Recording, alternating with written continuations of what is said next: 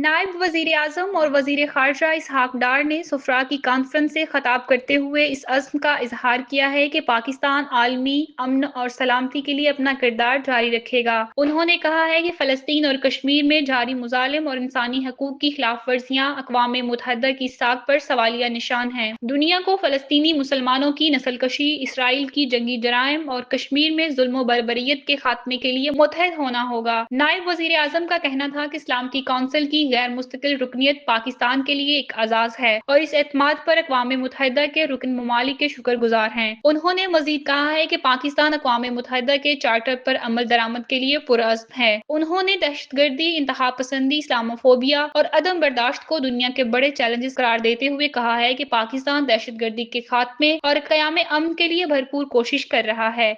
इसहाक़ डार ने इस उम्मीद का इज़हार किया है कि आलमी बरादरी और दोस्त ममालिक भी इन मसाइल के हल के लिए अपना किरदार अदा करते हैं। आखिर में उन्होंने कॉन्फ्रेंस में शरीक सफ़ीरों को नए साल की मुबारकबाद पेश की।